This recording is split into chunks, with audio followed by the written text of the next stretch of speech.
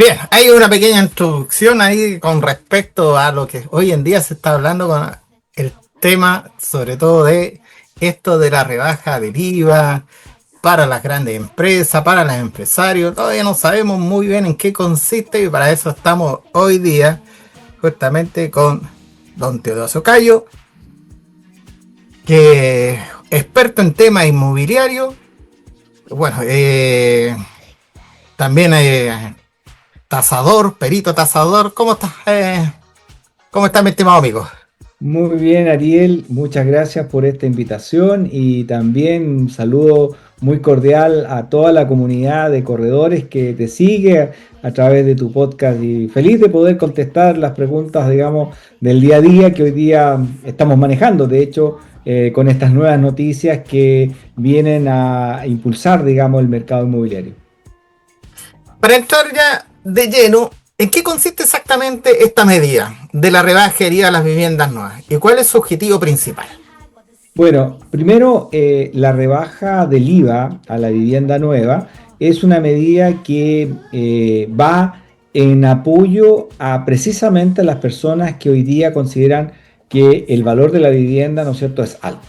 Eso, complementado con medidas como las que se tomaron de un subsidio a la tasa y complementado también con elementos como, por ejemplo, tener créditos a más largo plazo que no solo a 20 años, y por supuesto, digamos, el que se flexibilicen un poco las medidas, ¿no es cierto?, para poder demostrar esos ingresos, son buenas medidas, es decir, todas ellas en su conjunto ayudarían, ¿no es cierto?, a que este mercado inmobiliario pudiera tener una reactivación que tanto se necesita, porque ya se dijo en algún reportaje por ahí, en varios lugares, hay más de 100.000 viviendas disponibles para la venta, viviendas nuevas, siquiera no está en ese número las viviendas usadas, son las viviendas nuevas, son más de 100.000.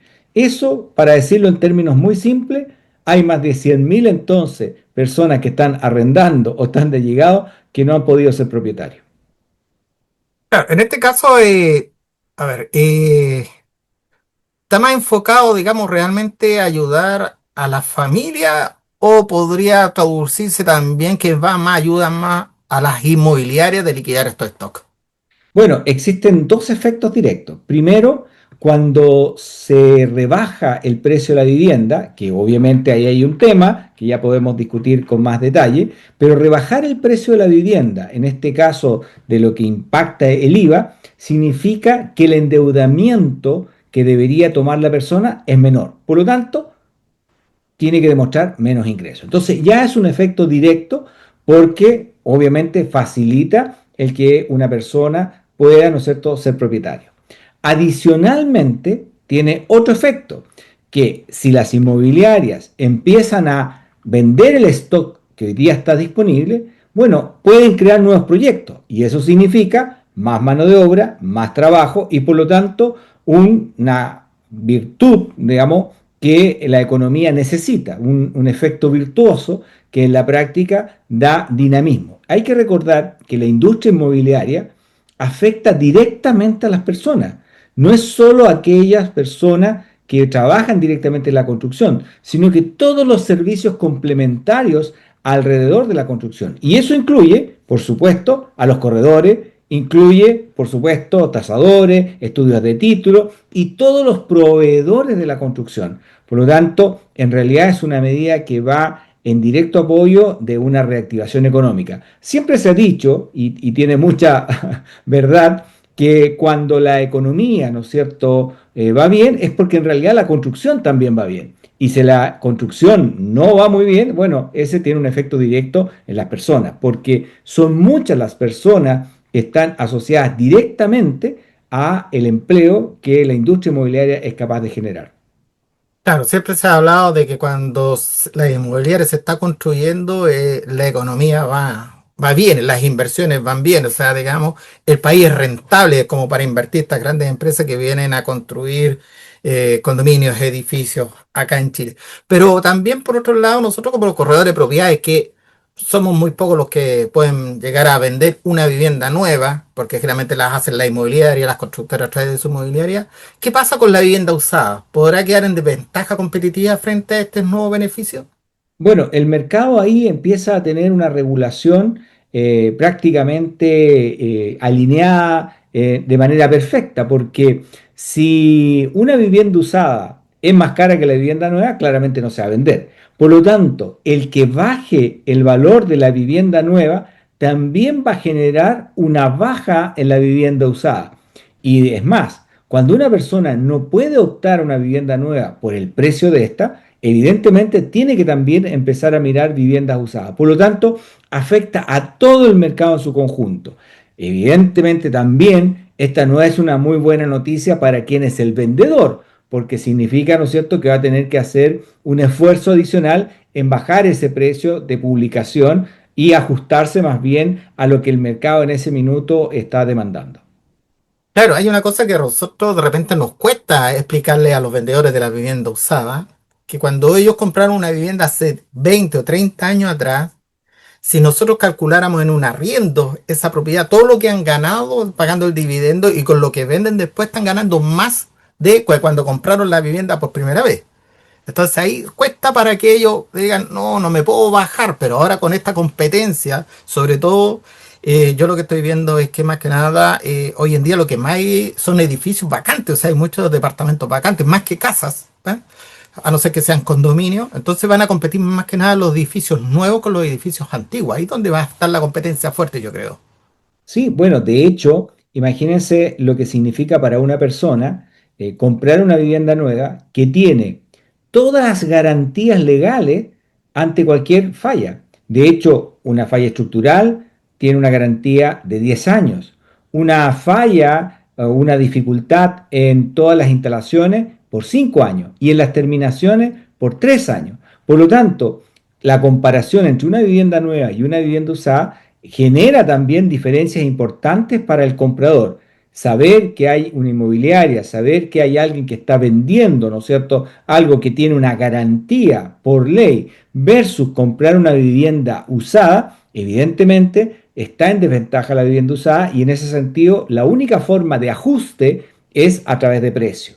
Es más, la inmobiliaria que hoy día, por ejemplo, tienen stock disponible para venta y entrega inmediata, tienen una capacidad, ¿no es cierto?, de poder colocar marketing a esa venta que no tiene el vendedor individual de la vivienda usada. Por lo tanto, con mayor razón, esa persona tiene que estar disponible para una buena negociación con su eventual comprador, porque también las condiciones de los compradores no ha sido fácil en todo este tiempo. Las tasas han estado altas, los plazos se habían reducido, el pie había sido muy complejo de poder acceder a él y por lo tanto, digamos, todas esas condiciones hacían un cóctel perfecto para no tener la posibilidad de pasar de arrendatario a propietario. Claro, en este caso, como esto de la medida del IVA, ¿en cuánto influirá en el crédito hipotecario y en la tasa de interés? O en las condiciones de aprobación? ¿O van todo esto por separado? Porque una cosa es bajarle el IVA al dueño del edificio, a la inmobiliaria, y otra cosa al que está pidiendo el crédito hipotecario. Correcto, sí, a ver, hay que hacer una distinción aquí. Hoy día una propiedad con IVA significa que a la construcción, sin considerar, supongamos, la mano de obra, digamos, todo lo que son los costos de construcción, hay un 19%. Y eso es parte, ¿no es cierto?, de lo que la inmobiliaria, en este caso la constructora, tuvo que desembolsar. Al valor, el precio de venta neto, se le agrega el IVA y por lo tanto los diferenciales entre el IVA de compra y el IVA de venta es ese diferencial que aumenta este precio. Ahora bien, con este escenario de una venta sin IVA para la vivienda nueva, significa entonces que se produce una diferencia importante, que va desde un 3,8% o 2 incluso en algunos casos, ya hasta casi un 15-20%. Ahora, todo eso va a depender de la incidencia del terreno, porque el terreno no lleva IVA, y va a obviamente depender de la mano de obra, va a depender del gasto y de la utilidad. Por lo tanto, ¿Cuál es el desafío aquí para esta medida? Y sobre todo en la propuesta que se pueda hacer desde el Ejecutivo al Legislativo, que efectivamente ese IVA, esa rebaja de IVA, pueda ser traspasado al comprador. ¿Y dónde vemos nosotros que puede ser traspasado? Bueno, en todas aquellas inmobiliarias que efectivamente tienen un stock que no han podido vender. En esos casos, creo que es mucho más factible que efectivamente se produzca esta rebaja y por lo tanto sea traspasada esa rebaja al comprador. No es tan cierto, no es tan fácil de que todas las inmobiliarias actúen de la misma manera. Por lo tanto, van a tener que ir revisando, y sobre todo los compradores, entre el precio de hoy y el precio post ley, digamos, que podría ser, ¿no es cierto?, la forma de controlar que se ha traspasado esta rebaja al potencial comprador. ¿Esta rebaja del IVA tiene que pasar primero por el Congreso, por una comisión o por un decreto? ¿Cómo funciona para que vaya esta rebaja del IVA? Bueno, esta medida, digamos, junto con otras medidas económicas, pasan por el Congreso y eso significa que es el poder legislativo el que tendrá que discutir las condiciones que el Ejecutivo ha preparado y por lo tanto, digamos, bajo este escenario de ventas y mercado inmobiliario que no ha tenido una reactivación salvo cuando se colocó la medida de la rebaja de tasa con el subsidio a la tasa, salvo en ese caso, no ha sido, ¿no es cierto?, medida, ¿no es cierto?, de largo plazo. Entonces, esta medida también podría venir a complementar esa otra medida y sería muy prudente también poder ampliar ese subsidio a la tasa porque también afecta muy positivamente tanto al costo del crédito como, ¿no es cierto?, al riesgo que se está corriendo por parte de quien es la entidad financiera. Claro, en este caso, ¿crees que esta rebaja es suficiente para reactivar el mercado o hace falta algo como un check de confianza adicional? Porque, por ejemplo, porque hoy en día, claro, los créditos hipotecarios están al 80% y muchas familias no cuentan con ese 20% para poder completar. Entonces se quedan con la ilusión, van a ver las casas, van a ver los departamentos. ¿De dónde saco 20, 30 millones de pesos de pie? O sea, faltaría como una ayuda ahí o simplemente o dar un crédito al 100%. Para eso está hipotecada la propiedad que pueda garantizar estos préstamos. Llegar a un financiamiento del 100% hoy día es bien poco probable. De hecho, del punto de vista de riesgo, generaría un riesgo mayor y eso se traduce en una mayor tasa, es decir, un mayor costo de crédito. Por lo tanto, no es la medida en la dirección correcta. Lo que sí hay es que las mismas inmobiliarias están dando oportunidades para pagar ese precio. Hay que recordar que durante todo este periodo hay inmobiliarias que han pactado, por ejemplo, el pago del pie en cuotas, 24, 36 cuotas, incluso por ahí también una práctica que no es la mejor, el bono pie, ¿ya? Y también, ¿no es cierto?, en algunos casos arriendos con opciones de compra. Es decir, hay distintas medidas que permiten a esa persona que hoy día es arrendataria poder en ese mismo periodo del arriendo poder juntar ese pie y por lo tanto llegar en algún momento a ser el propietario.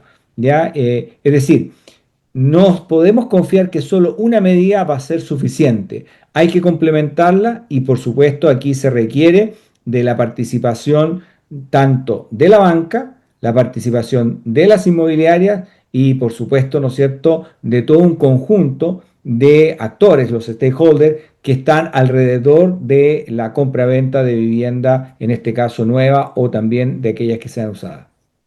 Claro, en este caso, claro, todas las ventajas, digamos, con respecto a la rebaja del IVA y algunos beneficios, las tasas de interés, va todo enfocado, por ejemplo, Copeús da una tasa preferencial a la primera vivienda, creo que no cobran, bueno, por ser una cooperativa no hay impuesto al mutuo, hay mucha alternativa para la vivienda nueva, pero para las personas que necesitan vender sus propiedades, las viviendas usadas, porque tienen que trasladarse a otra región, tienen que vender la propiedad, y además compradores que a veces dicen, pucha, sí, hay hartos departamentos bonitos, ubicados, pero no me sirve porque no está cerca del colegio, de mi trabajo, entonces tengo que optar por una casa usada que sí me acomoda el sector o porque mi familia vive ahí. Entonces, ¿cómo se podría ayudar en este caso a estas viviendas, porque está todo enfocado a la vivienda nueva.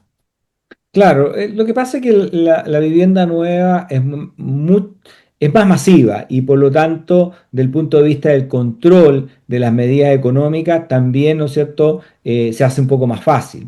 La vivienda usada en general va un poco de la mano de las medidas que se toman por la vivienda nueva y en este caso, particularmente la decisión de políticas de riesgo y crédito que tenga la institución financiera, sería el mecanismo más rápido para que efectivamente una persona pudiera optar por la vivienda usada y por lo tanto también no tener un castigo mayor, ¿no es cierto?, al momento de pedir un crédito, particularmente porque en muchos casos, digamos, esta vivienda usada, claro, ya tiene ciertos deterioros, a veces no calza la antigüedad del crédito con la edad de la construcción, o lo que es más frecuente aún, digamos, que la vivienda usada ha tenido ampliaciones y esas ampliaciones no están regularizadas y por lo Claro. tanto la política de riesgo de la institución financiera es no financiarla. Entonces se quedan ahí con un descalce, pero básicamente es porque lo que se ha construido no cumple la Ley General de Urbanismo y Construcción y en muchos casos son absolutamente ilegales, digamos, ciertas ampliaciones. Me ha tocado ver, por ejemplo, ampliaciones, dormitorios completos, con baño, suite completa, construida en el antejardín, digamos. Eso es Claro. absolutamente, ¿no es cierto?, ilegal, no se puede hacer y difícilmente alguien se lo va a financiar. Por lo tanto, lo que no es garantía, digamos, no es financiable en la práctica. Ese es como el resumen, digamos, de lo que pasa con vivienda usada. Entonces, ahí también la responsabilidad de los propietarios que al momento de vender su propiedad usada también puedan tener la documentación al día, puedan tener un estudio de título claro y, por supuesto, digamos, ser transparente también al momento, digamos, de ponerlo a la venta, porque si no es realmente una pérdida de tiempo en donde la institución financiera va a mirar esta construcción y va a ver que a lo mejor tiene ampliaciones sin regularizar y evidentemente va a castigar ahí el monto del crédito financiero. Claro, y justamente antes de pasar al otro tema, me voy a quedar pegado ahí con las ampliaciones. Yo trabajo mucho lo que es el subsidio habitacional y el año pasado se perdieron muchos subsidios y se siguen perdiendo muchos subsidios habitacionales por ampliaciones que a veces son regularizables, que por ejemplo el típico cobertizo para entrada de auto. Por tener Ya. un techo se considera una ampliación. No debería ser que ahí, en el caso de cuando se va al tasador y ve con esta situación y que el serbio diga ampliaciones como estos tipos de cobertizo, porque el quincho, porque tenía la parrillita techada, qué sé yo, que son regularizables, puede haber un informe que diga son, que no están fuera de la normativa, pero son cosas de solucionar a futuro. Porque ¿cuál es lo que, de repente, qué es lo que tenemos que hacer? Cuando va el tasador, sacar todo el cobertizo, sacarle el techo y dejar los fierros. Entonces no es negocio para el que está vendiendo, armando y desarmando. No debería haber un mecanismo más de flexibilidad. Obviamente, si yo estoy adosado al vecino o tengo menos de un metro de distancia con la ventana que estoy fuera de la norma, obviamente queda fuera. Pero cosas tan pequeñas, por ejemplo, una cocina que le ampliaron un poquito, que fue un metro, que no fue tanto, digamos, como para... Pueden haber alguna flexibilidad que a lo mejor en nuestro nuevo gobierno con el Ministerio de Vivienda pueden haber una flexibilidad para los subsidios que se pierden tanto. Bueno, lo esperable es precisamente eso, que la realidad de la vivienda en Chile tiene ampliaciones. La realidad de la vivienda en Chile es que las personas generen un cobertizo, tengan un quincho, hagan ciertas ampliaciones que son fácilmente regularizables y por problemas a veces de dinero, de conocimiento, están sin regularizar. Y es más, nosotros lo hemos dicho ya en otras oportunidades, las direcciones de obras municipales con sus profesionales para este tipo de casos debería también tener la posibilidad de apoyar y guiar a esos propietarios para que puedan tener sus construcciones dentro de normas, de manera tal de no enfrentarse a este problema cuando están vendiendo y probablemente cuando ya la situación es un poco compleja porque en realidad necesitan vender. Entonces, que no exista meramente un castigo, sino que exista un apoyo, que exista un acompañamiento a esa persona, porque no necesariamente el propietario va a tener o el conocimiento o los recursos para contratar a un arquitecto, un ingeniero, un constructor.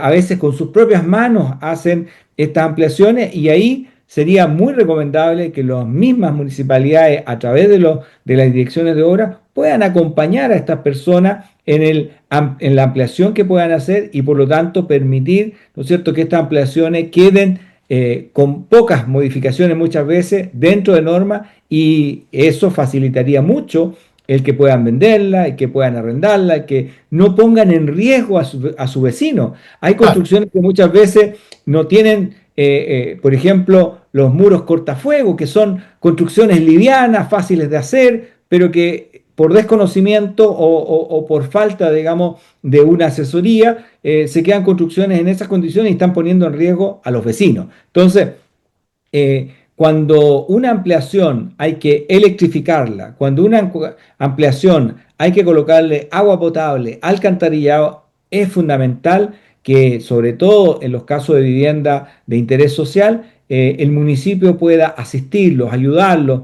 para que esa vivienda pueda quedar, ¿no es cierto?, en condiciones que la Ley General de Urbanismo y Construcción, ¿no es cierto?, permite y que evidentemente son buenas prácticas para no poner en riesgo a la familia, a las personas que viven ahí, ni a sus vecinos. Claro. Bueno, hoy en día el tema, más allá de esto de la baja del IVA, se nos vino algo tan fuerte que yo creo que le afectó a todo el mundo, fue el alza del combustible. ¿Eh? El alza del combustible que presiona el IPC y por ende a la UEF. En este caso, ¿cómo afecta este círculo vicioso específicamente al costo de los dividendos hoy en día? Bueno, las personas que ya tienen su dividendo, por lo tanto, ya tienen una deuda, y esa deuda hipotecaria está en UEF, claramente se van a ver afectados. Es decir, es un mayor costo que hay que asumir en función de que la inflación, al momento, ¿no es cierto?, de aumentar, eso va a generar, ¿no es cierto?, que la UEF, el momento del pago, también sea mayor. Entonces, no es una buena noticia. Esperamos que esta situación ojalá se pueda resolver prontamente. Yo vengo llegando, de hecho, de Brasil, estaba participando en unos foros ahí de inmobiliarios con la Asociación Brasilera, IVAPE, y me fijaba en los carteles también de benzina, digamos, y estaban entre 6 y 7 reales, y a veces un poquito más, digamos, el litro de gasolina, digamos, lo cual equivale aproximadamente al día de hoy a unos 1.400 pesos. Eso vale el litro de benzina, y esto ayer, digamos. Y por lo tanto, claro, uno al compararlo con la situación de Chile, evidentemente dicen, bueno, pero está a 1.400 y ellos son productores y exportadores de gasolina. Claro. Entonces, claro, hay muchas más realidades, digamos, y esto le está afectando evidentemente a los países de distinta manera. Países como España, por ejemplo, en donde el impuesto a la gasolina, ¿no es cierto?, ha tenido que ser modificado. Bueno, hay distintas soluciones que evidentemente alguien lo tiene que pagar. Es decir, cuando estamos hablando de subsidios, el subsidio, por supuesto, es muy atractivo, es muy bueno, pero hay que tener dinero para ese subsidio. Si no existe ese mecanismo o no se crea un mecanismo distinto, no se buscan otros recursos en otro lado, evidentemente quien es el usuario va a pagar estas consecuencias y no solo por el costo de la gasolina, sino que por todos los elementos que están asociados al transporte, a la inflación y por supuesto, digamos, al costo de la vida de las personas que, dicho sea de paso, las personas más vulnerables, las personas, ¿no es cierto?, que no tienen una capacidad grande de ahorro, por supuesto, son siempre las más afectadas en esto. Claro, en este caso, con respecto a la inflación, ¿estaríamos viendo una tendencia a los arriendos en UF para protegerse de esta inflación o sería una práctica sana para el mercado o se está provocando una morosidad más alta, se podría provocar? Podría haber una morosidad más alta, de todas maneras, porque hay que recordar que los planes de salud, las universidades y muchas cosas están indexadas a la UEF, es decir, a la inflación. Por lo tanto, hay un mayor costo. Ese costo, ¿no es cierto? Si las personas no hacen el ajuste, evidentemente pueden quedarse, ¿no es cierto?, con una falta de dinero para poder cubrir todas sus necesidades. Afortunadamente, los valores de arriendo están en pesos. Hubo un momento no hace mucho, digamos, donde efectivamente se había transformado esto a UEF, sobre todo cuando tuvimos inflaciones del 14%. Sin embargo, esto volvió a manejarse en peso y eso significa que las personas, por lo menos las que están en arriendo, digamos, mantienen, ¿no es cierto?, un mismo nivel de gasto por esa vía, digamos, que no se incrementa con la unidad de fomento, con la inflación en general. Claro, pero ahí afectaría sí a las pymes, los que sí arriendan locales comerciales, que ahí sí van en arriendo en UF. Por supuesto, todo lo que es local comercial, todo lo que es comercio, se ve afectado. Y eso definitivamente en algún momento se traspasa al usuario. No se traspasa inmediatamente y en su integridad, porque también los locatarios ven que tienen que competir con muchos otros y en un escenario en donde puede bajar la liquidez, evidentemente el subir, digamos, una tarifa no necesariamente va a hacer que ellos puedan recuperar ese mayor costo. Claro, nosotros como corredores, generalmente como esto del alza de combustible, que es una bola de nieve que puede crecer, va creciendo, va desestabilizando todo lo que es la unidad de fomento, va subiendo el IPC, puede haber una inflación, y nosotros tenemos que reajustar las propiedades cada cierto tiempo, cada 6 meses, cada un año, y eso también puede provocar que esa familia se vea enfrentado a un IPC muy alto y a un arriendo que no estaba acostumbrado. Por ejemplo, que estaba pagando 300 y le sube casi a 400 y vamos a quedar con propiedades vacantes porque no van a tener cómo solventar ese aumento del IPC porque los sueldos están tan estancados. O sea, no hay una compensación de una a la otra. Bueno, efectivamente, digamos, si no hay un ajuste real, inmediato, concreto de la familia en términos de lo que gasta mensualmente, este aumento en el costo de los combustibles que va a gatillar necesariamente un aumento en la inflación, hace que esa proporción de mayor costo no tengan ingresos para poder sustentarlo. La recomendación en este escenario de incertidumbre de los precios internacionales, en donde Chile depende de esos elementos internacionales, hay que recordar que incluso, por ejemplo, no sé, el té de la mañana tenemos que ir a comprarlo afuera, toda la energía la tenemos que ir a comprar afuera. Entonces, dependemos mucho de los precios internacionales y por lo tanto, si en nuestro hogar, en nuestra casa, no hacemos un ajuste en el gasto, este mayor costo que significa la inflación en todo lo que tenga relación con la UEF, digamos, evidentemente vamos a tener un problema donde los ingresos no quedan pareados con los egresos. O sea que el cinturón le vamos a tener que hacer varios hoyitos para seguir apretándolo para poder salir de este impasse y volver a una normalidad media, por lo menos dentro del año.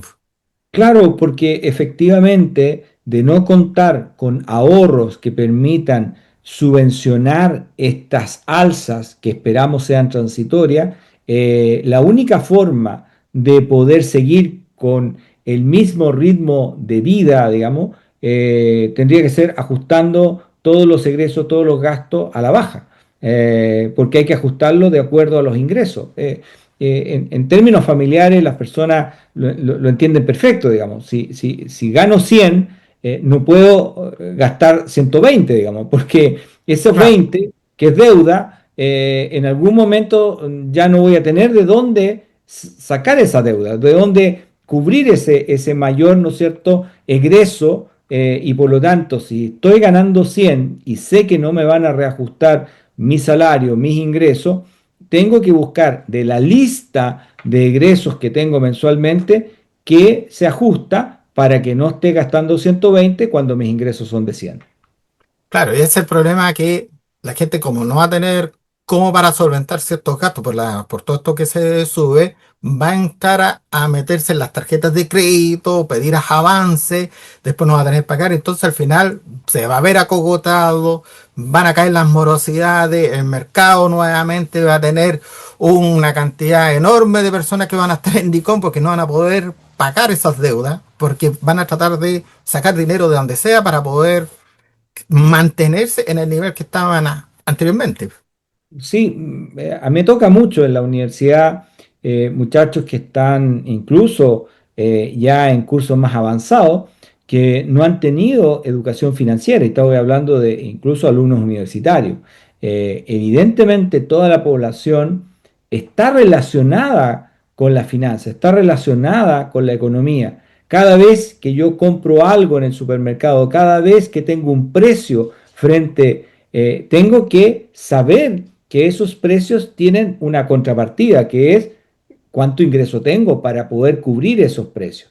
Y por lo tanto, la educación financiera, sobre todo en esta instancia de estrechez económica o de ajuste hasta nivelar, ¿no es cierto?, los ingresos con los egresos, es importante la educación financiera y ojalá se camine hacia allá, porque es la única forma de enfrentar lo que tenemos por delante. Muchas veces se recurre, tal como usted lo decía, Ariel, digamos, a la tarjeta de crédito, al crédito consumo de corto plazo, pero resulta que eso, en definitiva, hay que pagarlo, digamos. Es decir, Claro, eso puede ser una solución momentánea, pero finalmente, si yo no ajusto mis egresos al ingreso real que tengo, evidentemente me quedo con una exposición que podría incluso afectar lo que ya he construido como bienes dentro de mi familia. Entonces, evidentemente hay que tener, ¿no es cierto?, educación financiera, y hay que saber que en estos momentos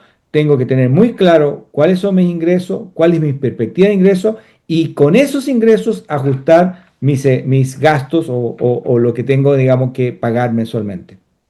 claro. Vamos a volver a como los tiempos. Me acuerdo que mi madre, que para descanse, me decía, ¿lo necesitas? ¿Realmente tienes que comprarlo? ¿Ah? ¿Puedes prescindir de él?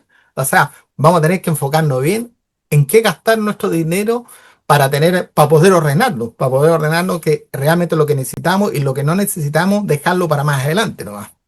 Exactamente, bueno, de hecho, cuando no vivíamos de las tarjetas, ¿no es cierto? Cuando no vivíamos del crédito, había que comprar cuando teníamos el dinero, digamos, y por lo tanto se postergaba el gasto cuando existía el ingreso. Una tarjeta, un crédito, significa eh, comprar hoy con el dinero de mañana. Y por lo tanto, digamos, me estoy exponiendo a creer que el dinero mañana va a ser cierto. Eso evidentemente es un riesgo que le estamos colocando a una ecuación simple, que mis ingresos deben estar pareados con mis egresos. Sí, pues sí. Justamente ayer conversaba con un amigo de una indumotora y me decía, la baja de los autos también se nos viene para abajo porque nadie quiere comprar autos. Yo me compré un auto hace poco y ahí lo tengo guardado, lo saco por lo justo necesario porque hay que economizar. Por aquí tengo unas preguntas que nos están haciendo en el chat, pues estoy sin los lentes, voy a tratar de leerlo. De Global Sigma, consulta para Don Teo. ¿Cuál es su expectativa para la reactivación del mercado de propiedades usadas este año? ¿Cree que podemos presenciar una pronta recuperación impulsada ¿dónde me quedé? Recuperación impulsada por el cambio de mano con el nuevo gobierno? Pareciera que hay una expectativa muy alta con lo que va a pasar. Tenemos clientes a la espera muy alta de este año y se podrían vender sus propiedades. O sea, ahí ya los corredores están preguntando ahí, en el fondo, ¿qué medidas de mitigación de riesgo deberíamos tomar nosotros los corredores, sobre todo para filtrar a los nuevos arrendatarios y a los potenciales compradores de vivienda? Claro, bueno, las condiciones económicas, cuando se dan en un ámbito de confianza, las personas son capaces, ¿no es cierto?, de enfrentar decisiones futuras con mayor decisión. Ahora, todo eso es un escenario que va acompañado de distintas medidas. Por un lado, ¿no es cierto?, está el que se acerquen los ingresos de nuestros salarios a los precios de las viviendas. En la medida que ambos se alejan, menos posibilidad hay de que alguien pueda ser propietario. Lo segundo, que las tasas que están muy vinculadas a lo que son los mercados internacionales también puedan ir a la baja. Hasta antes de esta situación que enfrentamos con los precios de los combustibles, la inflación venía, ¿no es cierto?, ya acercándose a la meta del Banco Central. Evidentemente hay que seguir haciendo esfuerzos para que ello ocurra, porque significa que acercarse a una meta más próxima al 3% significa que efectivamente la gente, ¿no es cierto?, no va a tener un costo mayor. Ahora, no es esperable que este 3% se dé en el corto plazo, porque precisamente esta situación de la guerra externa, lo que afecta directamente a casi el 20% de lo que es el combustible, digamos, en el mundo, y nosotros dependemos estrictamente de ello, claro, eso nos va a afectar y va a alejar esta posibilidad. Sin embargo, eh, como esto tiene dos caras, por supuesto, para quienes son los vendedores, sobre todo de la vivienda usada, no es el mejor escenario. Pero para el comprador sí, precisamente porque va a tener la posibilidad de negociar mejor la compra. En el caso de los arrendatarios, los cuidados, por supuesto, tienen que ver con esa estabilidad que pueda demostrar ese arrendatario, que tenga una relación deuda con este nuevo compromiso suficiente para poder abordarlo, y sobre todo, digamos, que su comportamiento crediticio también demuestre, ¿no es cierto?, una seriedad, ¿no es cierto?, en los compromisos que asume. Ahí hay varios chequeos que uno debe hacer, especialmente porque las personas tienen ciertos comportamientos, tienen ciertas, ¿no es cierto?, señales que uno la puede ver a través de sus indicadores, a través de los papeles, y sobre todo la entrevista personal también es muy importante para darse cuenta en qué contexto esa persona se encuentra, y por lo tanto, digamos, asegurarle a ese arrendador que este arrendatario puede ser la mejor opción para una relación de largo plazo.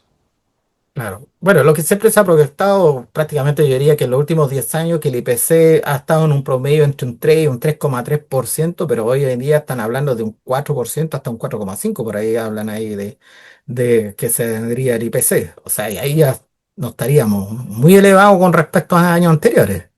Así es, así es. De hecho, hay que recordar que después, ¿no es cierto?, de la pandemia se produjo, ¿no es cierto?, una inflación muy alta, y esa inflación muy alta significa costos muy altos para la familia que no necesariamente se han podido absorber con los aumentos salariales. Entonces, cualquier inflación alta es algo que ningún país debería permitirse. De hecho, es la misión del Banco Central buscar, ¿no es cierto?, mecanismos para que esa inflación pueda mantenerse en valores bastante razonables, cercanos, ¿no es cierto?, en el caso de Chile a un 3%, para que pueda la economía, ¿no es cierto?, seguir su dinamismo. Cualquier valor distinto a eso, en general, aleja las posibilidades de ser propietario, y aleja las posibilidades también de los pequeños negocios, ¿no es cierto?, en arrendar un local comercial, porque ya se le encarece su producto final en ese porcentaje que le va a aumentar el costo, por ejemplo, del arriendo de su local. Claro, sí, aquí me están preguntando, bueno, me hacen la pregunta a mí en el fondo de que, ¿cómo se llama? ¿Cómo podemos convencer a los propietarios por el alza del IPC? Bueno, ahí cuando un propietario está pagando un crédito hipotecario, nada que hacer porque también se le incrementan todos sus gastos, entonces tiene que compensar con el arriendo. Pero cuando un propietario ya tiene pagada la vivienda, que ya no está pagando dividendos, no paga contribuciones tampoco, solamente a lo mejor paga derecho de deseo, ahí conviene negociar con el propietario para no cargarle mucho un IPC muy alto a nuestro arrendatario, para mantenerlo, si es buen arrendatario, para no castigarlo tanto y se mantenga en el tiempo. Porque sacarlo, buscar a otro, no, sería también un doble riesgo porque se nos complicaría si esa persona va a cumplir como el arrendatario que ya lo tenemos hace 2 o 3 años pagando bien, ¿o no? Claro, nadie nos puede asegurar que el siguiente arrendatario va a ser mejor o peor, digamos. Hay Claro. señales que nos pueden decir, ¿no es cierto?, cómo se podría comportar. Por lo tanto, un buen arrendatario hoy hay que cuidarlo. Así como un buen arrendatario hoy tiene que cumplir su compromiso con el arrendador. es un win-win, es ser, ¿no es Claro. cierto?, muy leales, muy honestos ambas partes y buscar acuerdos, sobre todo en situaciones complejas, porque ambos se ven beneficiados cuando esta relación comercial se extiende en el tiempo. Claro, sí, pues es una de las cosas importantes también conversar con nuestro arrendatario porque, claro, si se llega a un acuerdo, va a saber que está bien en esa vivienda y si sale a buscar una nueva vivienda más económica no la va a encontrar y aparte va a tener que pasar por todo un proceso de selección, va a tener que volver a pagar garantías, comisiones de corretaje, si hay un corredor de por medio, entonces se le va a encarecer más que mejor ponerse al día con un arriendo que se pueda haber pactado con el propietario para no castigarlo tanto.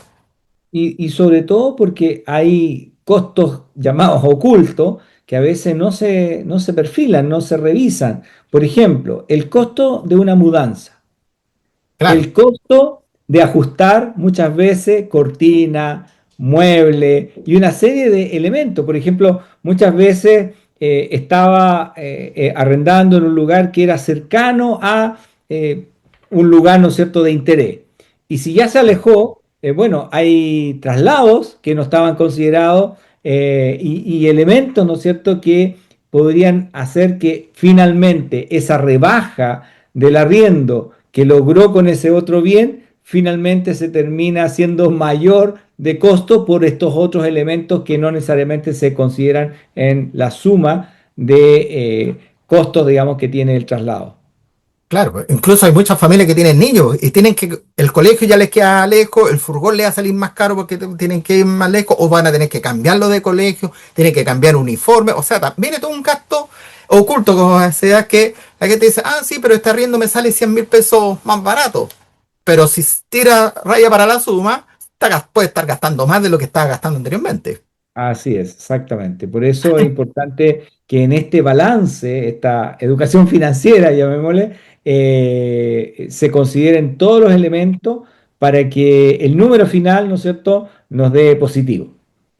Claro. En comparación con en el tiempo de pandemia, al día de hoy, la inflación y el alza del IPC, ¿cómo ha estado? ¿Fue más alta en pandemia? ¿Estamos casi igual? ¿Estamos por debajo?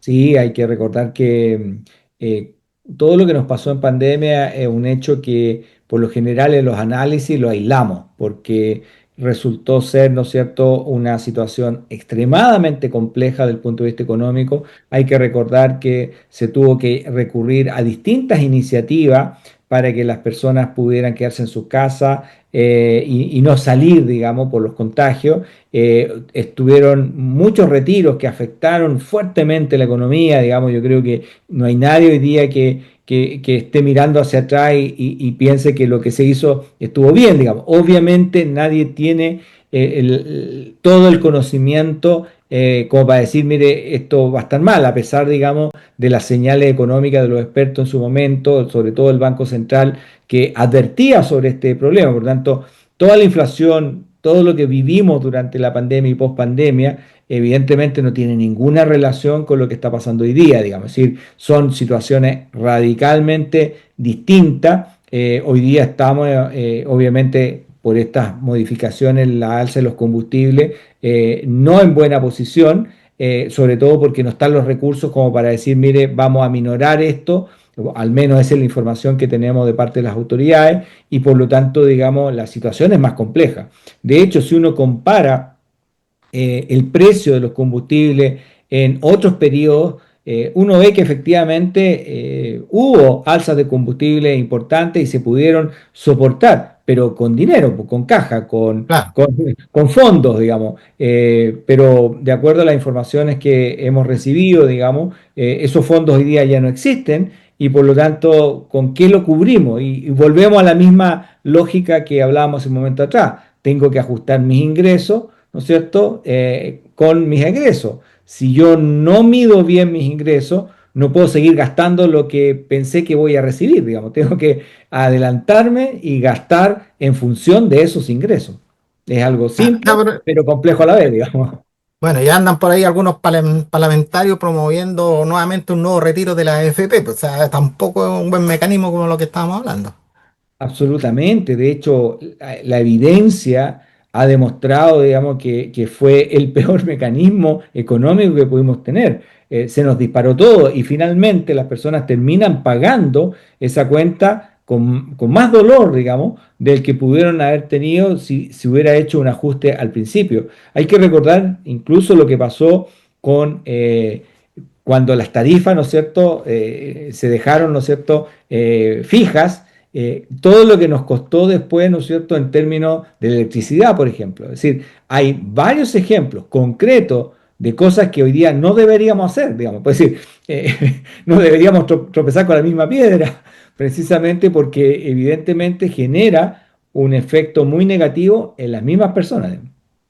Claro, todo esto lamentablemente, todas estas cosas que nos están pasando, no tan solo a Chile, sino que a varios países, sobre todo en Sudamérica, que somos los más pobres, por decir, del mundo, ¿no? Sin contar a Europa, a otros países más, es producto de estas guerras que son insensatas. Estas guerras yo las encuentro realmente atroces, digamos, estar peleándose por ideología y cosas así. No comparto yo la guerra, pero nos afecta y esperamos que esto se solucione pronto y que volvamos a la normalidad, que los precios vuelvan a bajar, podamos nuevamente respirar nuevamente y no sentirnos ahogados como lo que vamos a estar todo este año 2026 prácticamente.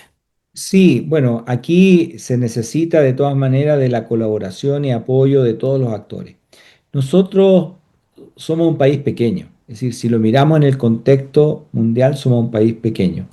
Somos un país que estamos al final del mundo, no hay que olvidarse de eso. Tenemos cobre, sí, Eh, de hecho es nuestra principal fuente, Y pero el estamos al litio, final, claro, pero estamos al final del mundo. sí, Si queremos realmente atraer capital, inversión, trabajo, gente que quiera mirar a Chile dentro del contexto de Sudamérica como el lugar preferido para venir a invertir, tenemos que ser un país responsable y tenemos que ser un país que le garantice a esa inversión que efectivamente esa persona va a venir a ganar algo, si no, no viene.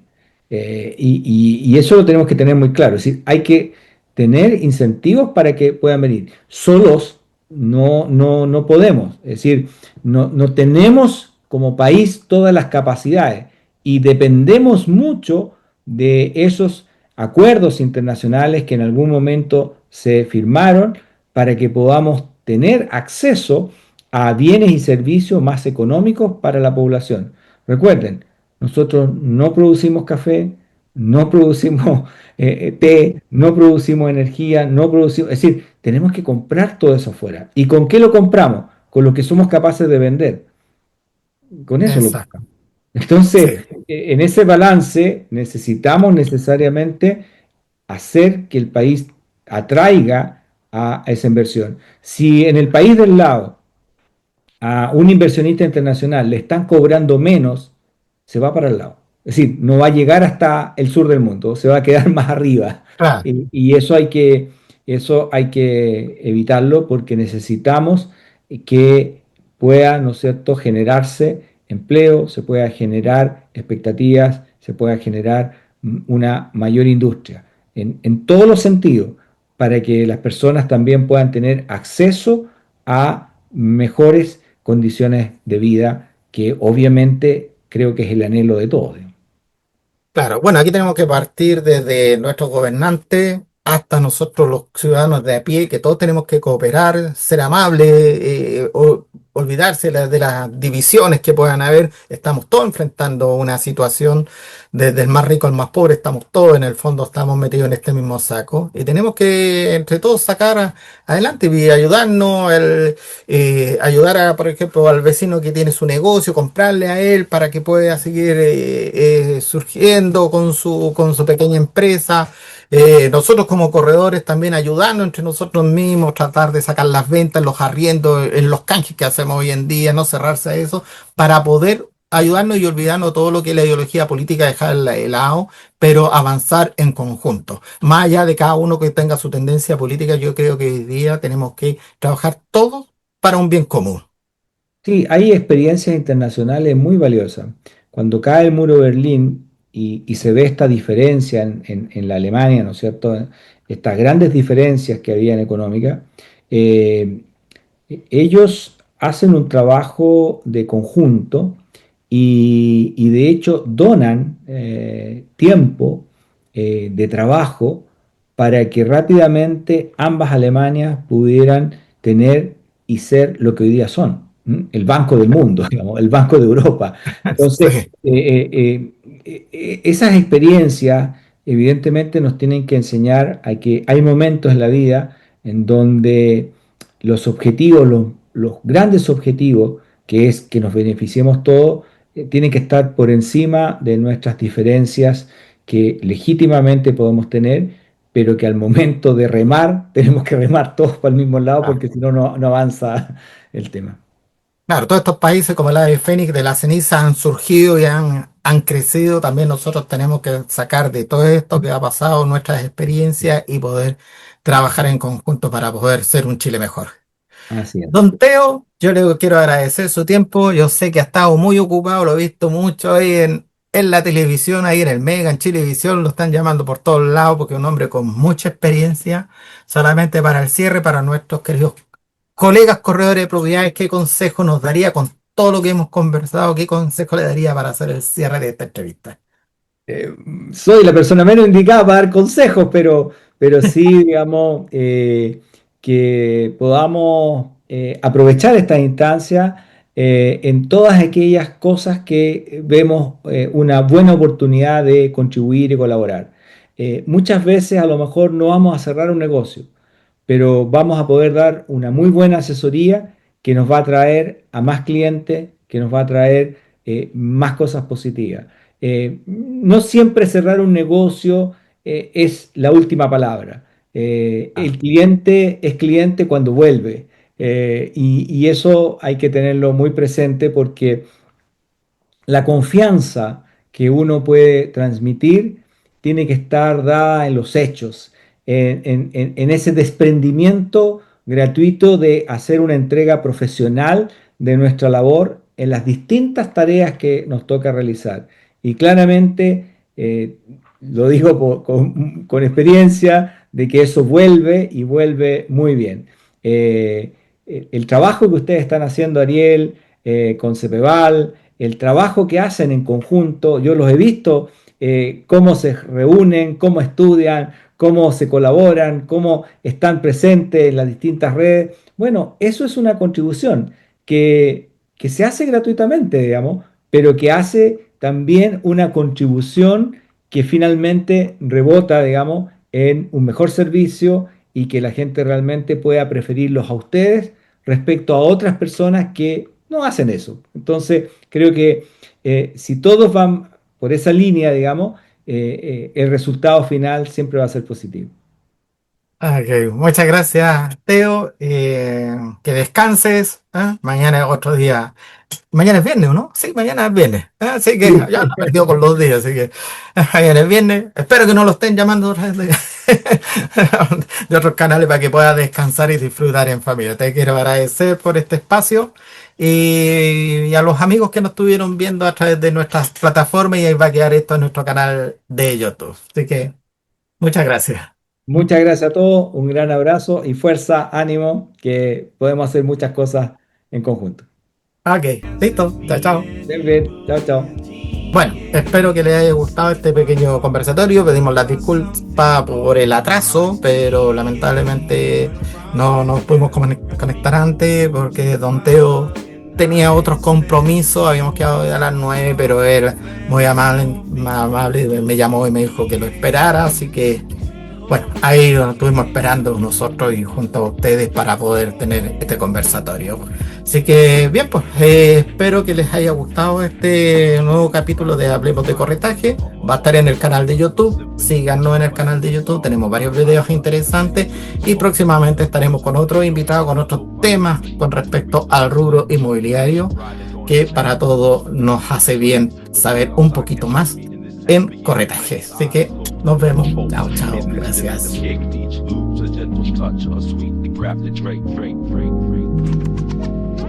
I long for the solace and lo-fi dreams to slip away.